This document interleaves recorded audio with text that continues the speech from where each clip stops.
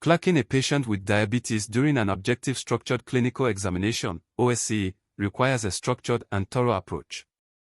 Here's a step-by-step guide to the history-taking process. If you are not already subscribed to the channel, please do so, and turn on the notification bell so you get notified when a new video is released. Clocking a patient with diabetes. Introduction. 1. Greet the patient and introduce yourself. Good morning. My name is Dr. Joseph. I'm a medical doctor. I'd like to ask you some questions to understand your health better. Is that okay? 2. Confirm the patient's identity. Can I confirm your name and age, please? 3. Establish rapport and gain consent. This will take about 10 to 15 minutes. If you feel uncomfortable at any point, let me know. History taking. 1. Presenting complaint or PC. What brings you to the hospital today? Common complaints. Increased thirst, polydipsia. Frequent urination, polyuria. Unexplained weight loss. Fatigue or weakness. Blurred vision. Slow healing wounds. 2. History of presenting complaint, HPC. When did these symptoms start? Have they been getting worse or staying the same? Have you noticed any triggers or anything that makes the symptoms better or worse? Do you have any associated symptoms, like tingling or numbness in your hands or feet, recurrent infections, or changes in vision? If the patient has a known diagnosis of diabetes. When were you diagnosed with diabetes? How have you been managing your diabetes? Have you experienced any recent episodes of low or high blood sugar? 3. Past medical history, PMH. Do you have any other medical conditions? Hypertension, hyperlipidemia, or heart disease are common comorbidities. Have you been hospitalized for diabetes or any other condition?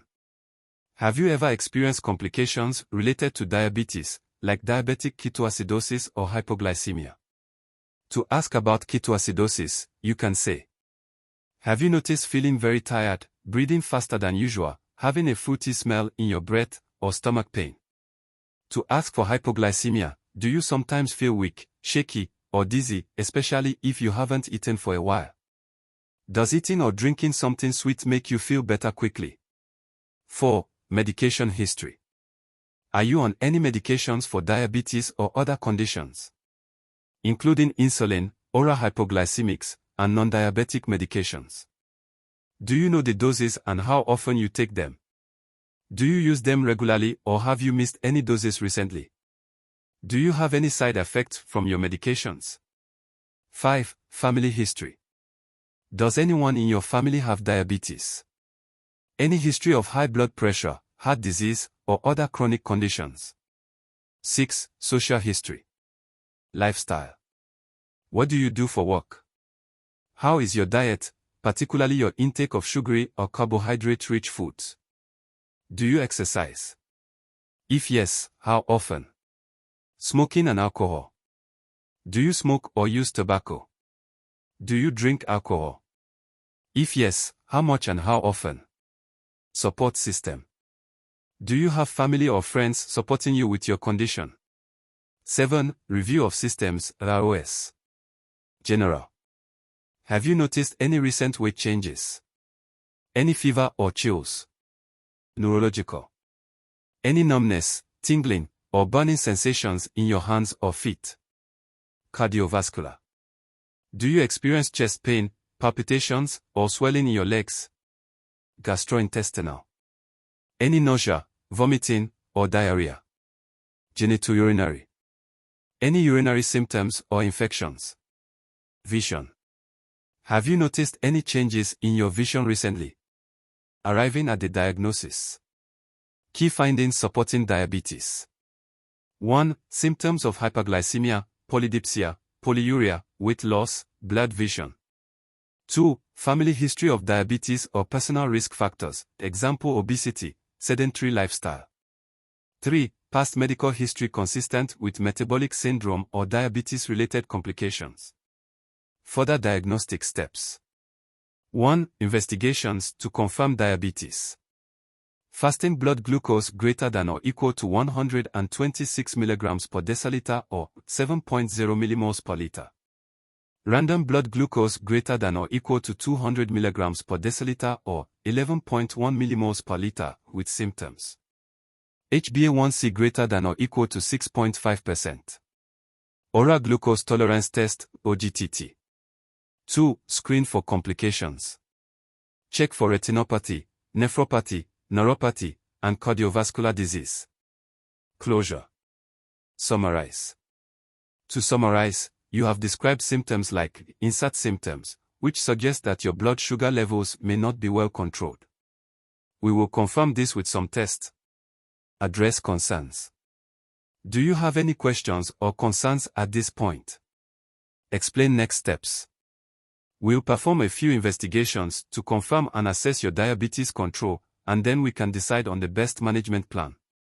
This structure ensures a comprehensive approach while maintaining professionalism and empathy during the OSC.